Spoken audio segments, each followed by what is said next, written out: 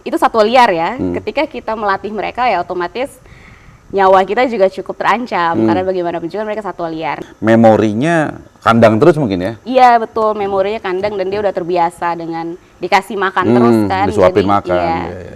Ya di balik tubuh fisik yang kuat itu kita jangan selalu positif bahwa itu baik-baik saja. Si bento ini dia iseng juga dong menganyam, membentuk si daun kelapa itu menjadi sapu dan dia sapu di dalam kandangnya.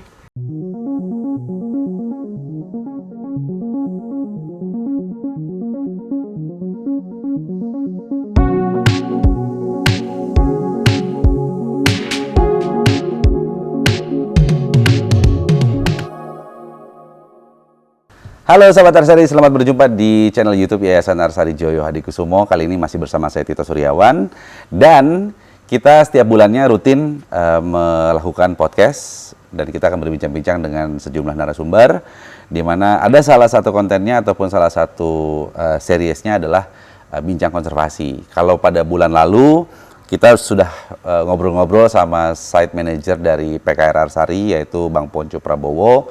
Itu di Riau, Pekanbaru tepatnya.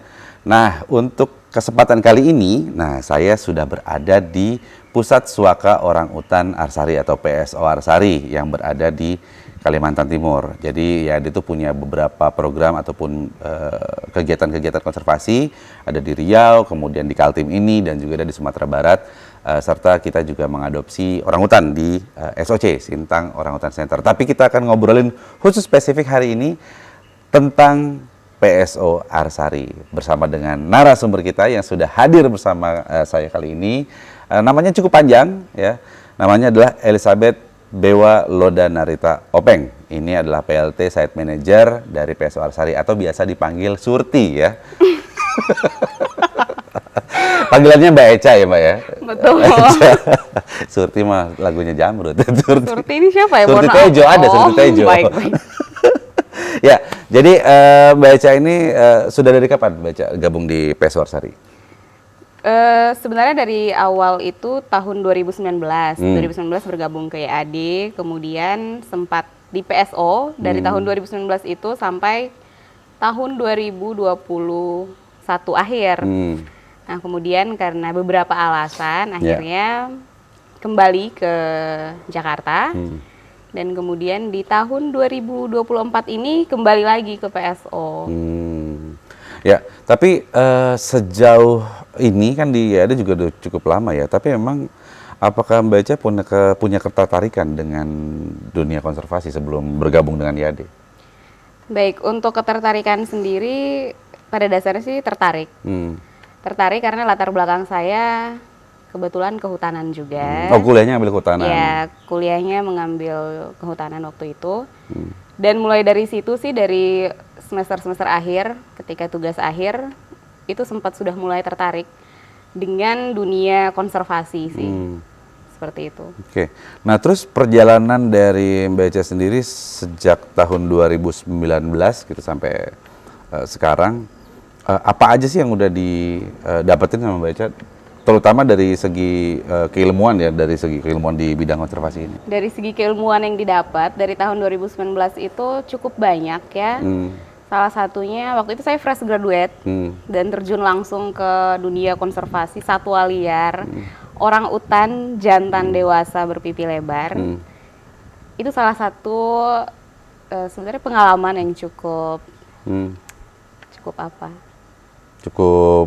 pengalaman yang cukup berharga lah ya. Pengalaman baru, berharga ya, betul. Pengalaman baru dan berharga untuk saya, dan sejak saat itu sebenarnya sudah belajar bahwa dunia konservasi itu ternyata seperti itu, menantang namun seru dan juga ya memerlukan kerjasama, bersinergi ya, kita tidak bisa kerja sendiri di dunia konservasi. Itu hal penting yang menurut saya jadi pelajaran lah yang cukup berharga gitu. Oke, nah tadi kan Mbak Eca bilang kalau ini pengalaman berharga. Berarti sebelumnya di kehutanan itu emang nggak ada ngobrol ataupun nggak ada belajar sama sekali tentang orangutan? Ada di kehutanan, di S1 ya, di S1 ada. Tetapi kan tidak terlalu mendalami soal dunia satwa liar. Kalau kami sih di sana itu kebanyakan tentang flora dan faunanya ya fauna endemik di sana di Nusa Tenggara Timur yaitu. Oh, dulu lulusan dari NTT? Iya, dari Universitas Nusa Cendana di Kupang. Tapi jauh juga ya dari NTT mainnya ke Kaltim Kalimantan, ya, iya. Kaltim. Didatangkan langsung. Oke, itu waktu S1-nya kehutanan kan? Waktu sekarang udah ambil S2? Ya, sekarang puji Tuhan alhamdulillah melanjutkan S2. Oke, itu tapi spesifik ada urusan dengan orang utannya? Ada urusannya dengan orang utan, ini ya, perubahan tutupan lahan. Jadi S1 saya juga tentang sistem informasi geografis. S2-nya juga kebetulan tentang sistem informasi geografis juga. Tapi spesifik ke objeknya orang utan. Oh, tutupan lahan itulah ya? Tutupan lahan. Oke, nah jadi tadi sahabat Arsari bahwa disampaikan sama Mbak Echa ya bahwa ternyata dia bergabung dengan IAD masih hijau banget gitu ya, masih fresh graduate karena memang entah kenapa kita di IAD itu memang selalu melibatkan anak-anak muda supaya anak-anak muda ini yang akan tanda kutip meracuni generasi-generasi yang ada di sekeliling dia, baik itu yang seumuran maupun yang di atas dan bisa mempengaruhi yang di bawah. Jadi itu sih sebenarnya alasan IAD. Dan terbukti Mbak Echa juga bahwa walaupun fresh graduate bisa nih sekarang jadi PLT, mungkin dalam beberapa bulan ke depan jadi manajernya. Oke, tapi Mbak, kita ngomongin tentang PSO langsung ya, spesifik ya. Kan ini juga cukup menarik ya, banyak orang yang mungkin bertanya tentang Pusat Suaka Orangutan ini, bahwa PSO Arsari mengkhususkan diri sebagai lembaga konservasi yang kerjaannya mensuakai orangutan hanya pipi lebar jantan dewasa yang mungkin unreleasable. Bisa dijelaskan nggak tentang hal itu? Ya baik, fokus utama dari PSO untuk saat ini adalah orangutan jantan dewasa berpipi lebar yang karena alasan tertentu tidak bisa dilepas liarkan lagi ke habitatnya atau dalam hal ini ke hutan. Orangutan seperti orang-utannya itu seperti orangutan yang sudah lama dipelihara oleh manusia. Itu kan insting liarnya perlahan-lahan udah menurun dan dia udah nggak bisa lagi nih explore hutan, nggak bisa lagi bikin sarang di pohon. Nah itu fokus kita ke situ. Kemudian ke orangutan yang karena sakit, baik itu sakit psikis maupun fisiknya dia cacat. Kemudian orangutan yang sudah tua, tapi spesifik kita saat ini ke jantan-jantan dewasa dulu. Oke, karena banyak juga mungkin pertanyaan ya, emang nggak bisa gitu orangutan itu dikembaliin lagi ke hutan gitu loh. Jadi yang si dewasa ini ya, yang unreleasable statusnya, dan karena mungkin dia dipelihara. Emang susah kan kalau kita tahu ya ada LK lain kan yang dia punya sekolah untuk orangutan. Untuk dari PSO pandangan Mbak Echa sendiri, emang sama sekali ataupun sangat kecil kemungkinannya kah untuk kembali ke hutan beneran ya? Ya untuk orangutan yang sudah dewasa seperti yang ada di PSO ini itu umurnya kurang lebih sudah 20 tahun ke atas. Nah itu ketika kita melatih mereka untuk bisa bagaimana membuat sarang, kemudian melatih mereka untuk memanjat pohon pakan mereka, itu sudah cukup susah karena itu satwa liar ya. Ketika kita melatih mereka ya otomatis nyawa kita juga cukup terancam karena bagaimanapun juga mereka satwa liar. Nah tadi yang disampaikan Mas Tito, bagaimana dengan LK atau lembaga konservasi lain yang bisa merilis orangutan, itu mereka bergerak di fokus mereka adalah untuk rehab dan rilis. Jadi ada orangutan yang dipelihara dari kecil atau yang ditangkap dari penyerahan masyarakat, tapi itu usianya masih kecil. Biasanya itu mereka sekolahkan dulu ke sekolah hutan. Nah ketika selesai dari sekolah hutan dan dianggap sudah layak untuk dia dirilis, ya makanya dia akan dirilis. Jadi mungkin kesulitannya kalau yang udah dewasa karena dia memorinya kandang terus mungkin ya? Iya betul, memorinya kandang dan dia udah terbiasa dengan dikasih makan terus kan. Disuapin makan. Iya. Nah berarti kalau kita bicara spesifik tentang orangutan yang ada di sini, sekarang ada berapa orangutan di sini? Sekarang ada 3 individu orangutan jantan dewasa. Itu si Bento, Beni, Boni. Nah jadi 3B. 3B itu ya. Nah jadi ternyata kalau kebetulan saya juga terlibat dalam proses translokasi mereka. Jadi informasi dari tempat sebelumnya, tempat mereka dititip rawatkan, itu memang 3 individu ini punya masa lalu yang di kandang terus gitu. Jadi mungkin di situ sulitnya ya. Jadi ketika mereka kalau mereka dipaksain masuk hutan gimana? Kalau mereka dipaksa masuk hutan mungkin mereka bisa, tetapi untuk daya juang mereka di dalam hutan yang belum pernah kita uji coba ya. Oh, jadi agak mengkhawatirkan dan kurang Agak mungkin mengkhawatirkan. Jadi kita kalaupun nanti dilepaskan ke Suaka, ke hutan, kita tetap pasok pakan mereka. Oh, jadi nggak sepenuhnya dirilis gitu Iya, ya, tidak nggak sepenuhnya sepenuhnya dilepaskan dirilis, begitu iya. aja. Jadi mungkin pemahaman banyak orang yang mengatakan bahwa ya mereka kan adalah satwa liar gitu kan, jadi mereka tepatnya di hutan. Tapi kalau memang ternyata memori mereka sejak kecil sampai dewasa di kandang, itu akan menjadi sangat sulit Mbak Eca ya. Untuk tim sendiri berapa orang sini? Di sini ada 12 orang termasuk saya. Jadi kami 12 orang. Itu terbagi dari apa aja? Itu terbagi dari tim manajemen, kemudian ada tim medis dan ada teknisi satwa atau animal keeper. Oke, untuk tim medisnya berapa orang? Tim medis di sini ada 3 orang, ada 1 koordinator medis dan 2 dokter hewan. Oke, untuk teknisi di sini bukan teknisi kayak tukang yang benerin mobil kan? Bukan, di sini namanya animal keeper. Animal keeper. Ya, animal keeper. Tapi bahasa kerennya teknisi. Ya. Jadi animal keeper ada berapa orang? Animal keeper ada 6 orang dan itu kebetulan kita rekrut dari Warga lokal. warlock. Warlock ya, bukan panglima perang tapi warga lokal ya. Kalau warlock di Indonesia kan panglima perang. Nah, dari sekian lama jejak rekamnya PSO ya dari tahun 2019 ya. 2019 itu apakah PSO hanya mengurusi seputar orangutan aja atau gimana? Ya, jadi PSO itu kan di bawah Yayasan Arsari. Yayasan Arsari bekerja sama dengan Kementerian Lingkungan Hidup dan Kehutanan, dalam hal ini Balai Konservasi Sumber Daya Alam Kalimantan Timur. Nah, itu ada perjanjian kerjasamanya, dan di dalam perjanjian kerjasama itu ada program atau kegiatan yang memang fokus utamanya adalah orang utan, tetapi tidak menutup kemungkinan untuk satwa-satwa liar endemik Kalimantan. Jadi kami bersama dengan BKSDA biasanya membantu balai untuk meriliskan satwa-satwa yang endemik Kalimantan. Sejauh ini apa aja yang udah dilakukan? Mungkin beberapa lah. Sejauh ini yang paling banyak itu ada burung hasil penjualan ilegal, penjualan black market ya.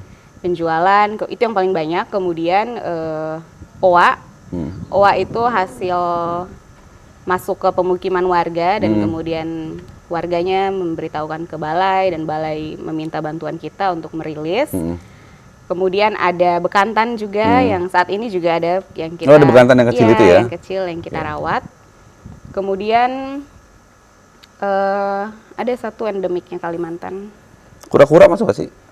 Kura-kura masuk, kura-kura Baning ya? Baning. Oke. Waktu itu pernah ada kan kalau Pernah ada satu, itu juga sudah kita rilis. Kalau burung pernah dapetin nggak? Apa burung yang khas Kalimantan tuh? Rangkong. Rangkong. Kalau untuk di wilayah PSO sendiri paling banyak kangkareng perut putih. Kangkareng perut putih di sini. Tapi kalau dari BKSDA sendiri, karena kan mungkin dia per wilayah ya, dia udah tahu ini wilayahnya kangkareng atau enggak, atau rangkong atau bukan. Nah, kalau bukan biasanya PSO nggak pegang. Tidak bisa. Tapi dalam merilis itu ya karena PSO berlokasi di area HGB PT ICI dan biasanya hutan tujuan rilis adalah hutannya Arsari, hutan ICI, jadi bekerja samalah dengan PT ICI juga untuk merilis satwa-satwa tersebut. Oke, jadi sedikit informasi juga sahabat Arsari bahwa PSO itu berada di dalam areanya PT ICI Kartika Utama ya? Iya, betul. ICI Kartika Utama, jadi di dalam wilayah si PT ICI ini ada hutan, kita nyebutnya hutan penelitian ya? Hutan penelitian, hutan Arsari. Hutan Arsari, jadi hutan penelitian, hutan Arsari, jadi di sana tuh terdapat banyak sekali spesies-spesies tumbuhan dan juga bahkan satwa. Itu yang sebabnya kenapa PSO mungkin merekomendasikan kepada BKSDA bahwa ini kayaknya oke nih gitu, bisa nih, ternyata BKSDA juga oke dengan tempat tersebut. Akhirnya beberapa satwa udah pernah dirilis ke sana gitu. Apa aja sih yang udah pernah masuk ke sana? Seperti tadi yang sudah dibilang, owa, ada ya? burung, Owa, ular, kemudian ular pernah juga? Ular pernah. Okay. Kemudian ayam kalau salah dulu ya pernah. Oh iya, ayam hutan. Ayam hutan juga pernah, dan kura-kura endemiknya Kalimantan. Terus sama apa? Apa itu yang yang di film Madagaskar tuh? I like to move it. Itu Ya itu tadi lupa namanya. Binatang apa itu? Kok lupa ya? Sebentar Sari, saya mengingat-ingat dulu. Yang kecil, dia kalau tidur menggulung kayak bola itu. Iya, apa sih itu? Coba dilihat, coba. Penasaran nih, karena dulu kita pernah ngerilis juga, jadi saya lihat saya bilang ya? Kukang bukan sih? Kukang ya? Kukang ya? Kukang pernah juga. Kukang. Terus ada satu lagi. Saya lupa. Nanti kita sambil cari lagi ya. Tapi kita beralih dulu ke pertanyaan selanjutnya. Nah, dengan adanya PSO kemudian juga kegiatan-kegiatannya, kalau untuk masyarakat sekitar, baik itu masyarakat, sekolah-sekolah, itu seperti apa sambutan mereka? Sejauh ini positif, itu satu hal yang harus kita syukuri juga bahwa sambutannya positif karena keberadaan PSO juga kurang lebih lumayan membantu mereka karena pakan untuk orang utan maupun satwa lain yang ada di PSO itu diambil dari warga sekitar. Oh, pakannya beli dari orang sini? Pakan dibeli dari orang-orang di sekitar. Terkhususnya jika ada musim ya, ada musim buah, biasanya musim rambutan atau musim mangga dan langsat, itu biasanya warga menawarkan ke di sini untuk kita beli dan biasanya kita beli. Oke. Nah, tapi kan ini lahannya gede ya? Iya. Kenapa kita nggak nanam aja gitu loh? Iya, kita. Maksudnya sebagian nanam juga gitu. Sebagian kita pernah menanam di depan sana, di areal depan itu ada greenhouse dan di belakang greenhouse itu ada hamparan. Greenhouse sendiri waktu itu pernah menghasilkan. Sekarang karena kondisi tanahnya yang kurang begitu memungkinkan, jadi lagi kita coba peramajaan tanahnya dulu sebelum kita tanam. Mbak Eca kan orang kehutanan, bisa lah. Bisa dong, kan udah ada hasilnya. Sombong sekali 2020. Bapak Ibu. Tapi ya, perbedaan sekarang mungkin lebih spesifik ya, keluar dari PSO dulu, intermezzo ya. Untuk kandungan tanah di sini, Mbak Eca melihatnya seperti apa? Apakah memungkinkan untuk berbagai macam tumbuhan? Iya, kondisi tanah yang kalau kondisi tanah sekitar ICI subur, tapi kurang tahu kenapa yang di PSO ini agak sedikit. Waktu itu sempat ukur pH-nya itu tinggi, kandungan pH tanah yang di sini ini tinggi, jadi kita harus konservasi dulu nih tanahnya dan sejauh ini sudah kita lakukan dengan penambahan pupuk, kemudian kita adalah sedikit ramuan yang ramuan Dayak. Bukan ya. Ramuan begitulah. Tapi tumbuh kok. Jadi ya tumbuh. Hanya itu tadi karena kita di hutan dan hidup berdampingan dengan satwa, jadinya bekantan, khasnya Kalimantan juga itu sering malingin. Dan dia bekantan itu kalau malingin bukan dari bawah, dia langsung petek tunas yang tumbuh. Jadi kan ketika tunas dipetek kan dia bisa tumbuh lagi, harapan hidupnya tipis. Nah itu yang masih kita coba bagaimana lagi nih supaya si bekantan ini tidak merambah ke dalam itu. Oke. Berarti harus sewa hansip nih buat di bawah jagain bekantan supaya nggak maling ya. Tapi memang itu ya. Jadi bahwa sejauh ini banyak orang yang bertanya-tanya, bisa nggak sih kita hidup berdampingan dengan satwa? Sebenarnya akhirnya bisa. Contohnya kan udah ada nih teman-teman di PSO. Mereka di sekelilingnya ada bekantan, ada ular. Ularnya gede banget lagi ya. Monyet ekor panjang, burung-burung, ada elang.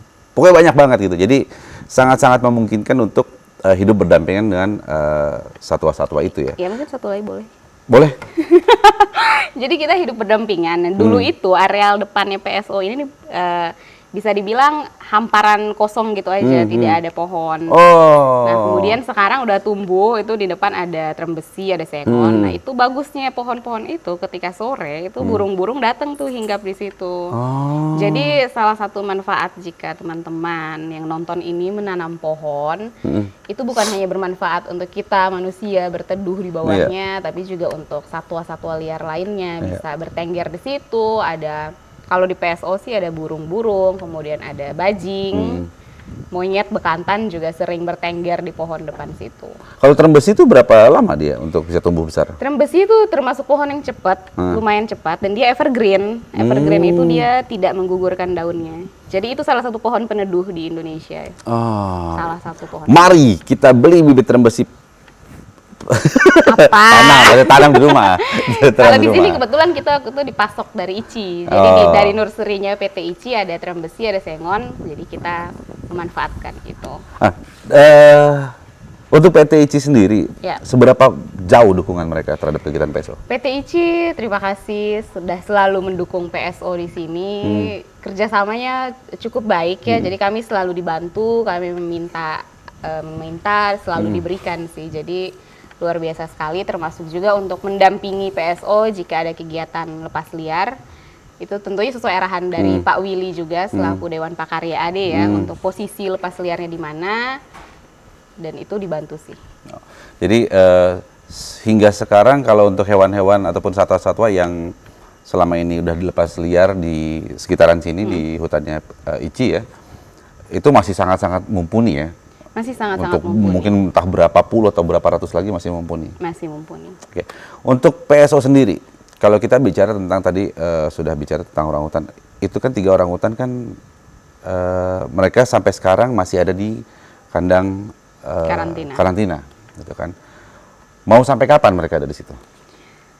Kalau dari kami berharapnya secepat mungkin, secepat mungkin mereka bisa rilis. Nah, tahun ini YAD sedang merencanakan untuk membuat kerjasama tripartit antara YAD sendiri dengan KLHK atau dalam hal ini BKSDA Kalimantan Timur, juga pihak otorita IKN. Kenapa otorita IKN? Karena wilayah yang akan dijadikan Pulau Suaka itu termasuk ke dalam wilayahnya UIKN. Jadi kita butuh kerjasama juga dengan pihak otorita tersebut. Jadi itu ya tadi di awal disebutkan ya bahwa si orangutan ini akan dilepaskan ke alam, tapi tetap kita pasok untuk kebutuhan pakannya. Oke, dan tetap di kontrol mungkin ya, supaya lihat kayak kondisi kesehatannya segala macam tetap dipantau. Jadi itu cukup menarik juga karena mungkin belum ada ya di Indonesia kayak gitu ya. Udah ada belum sih?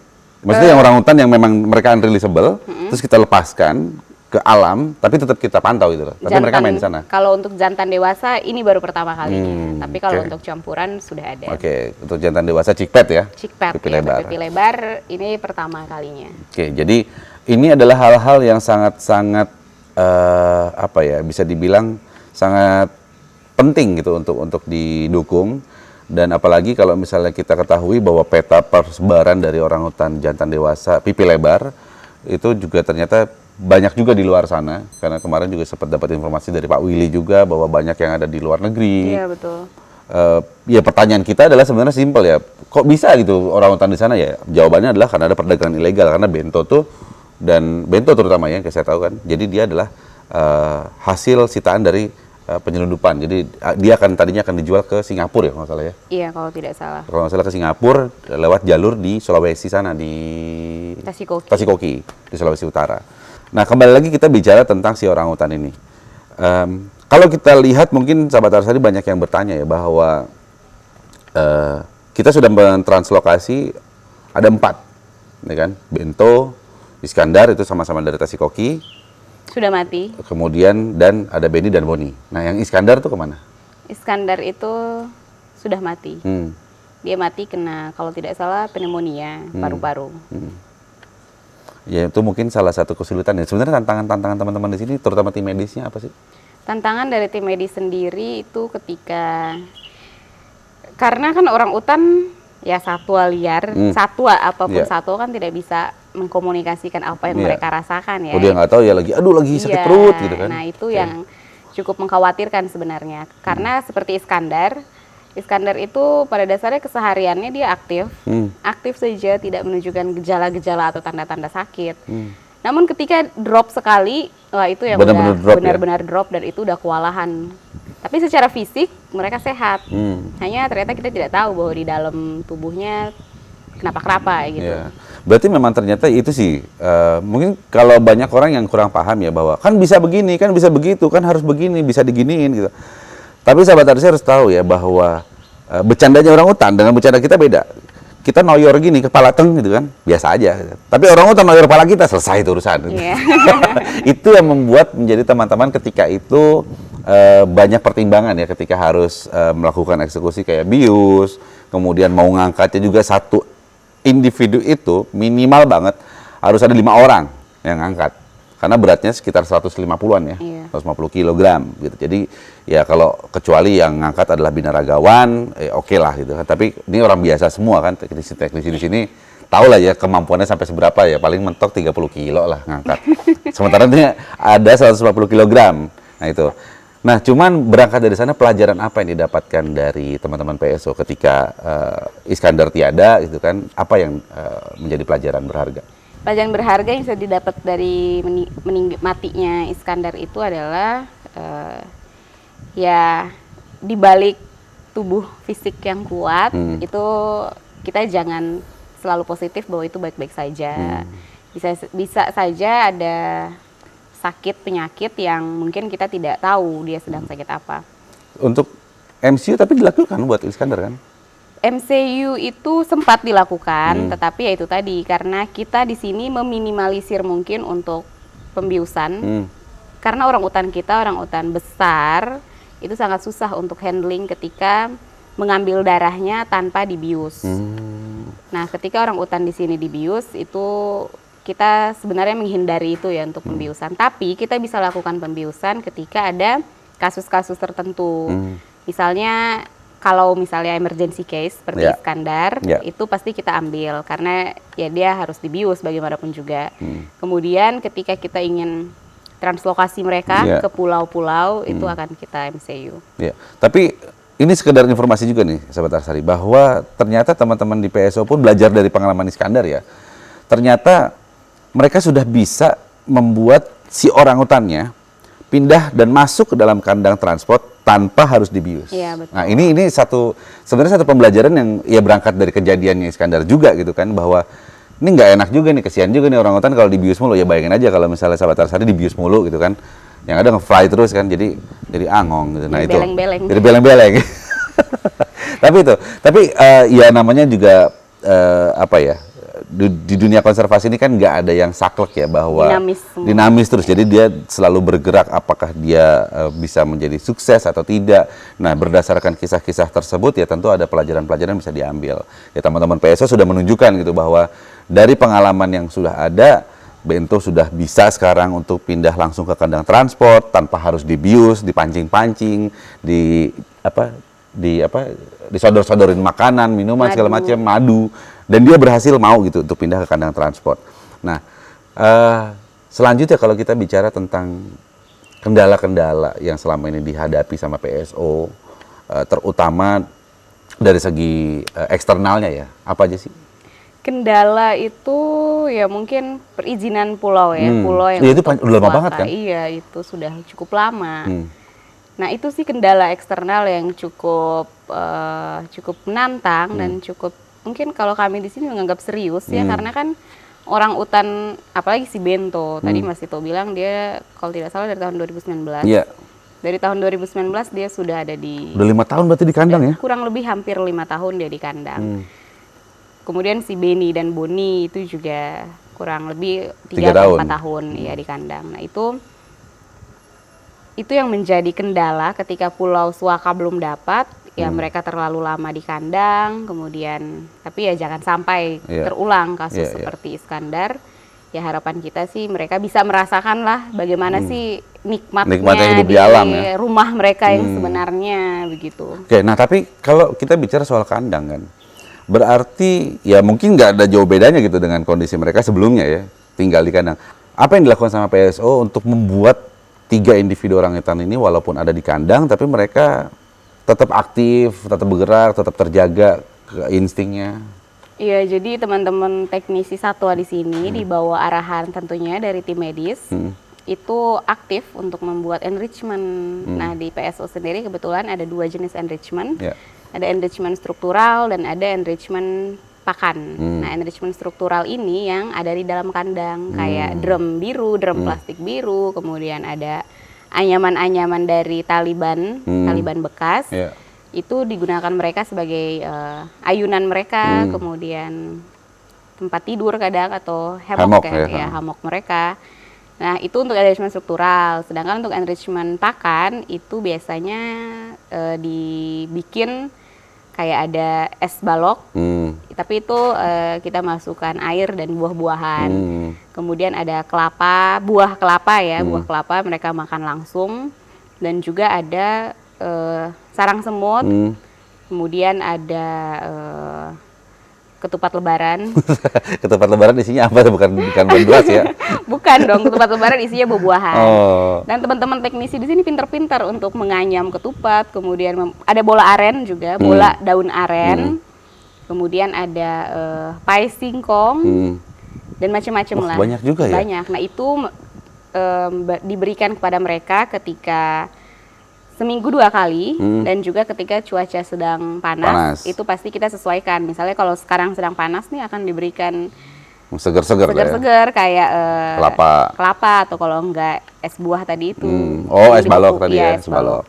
Oke.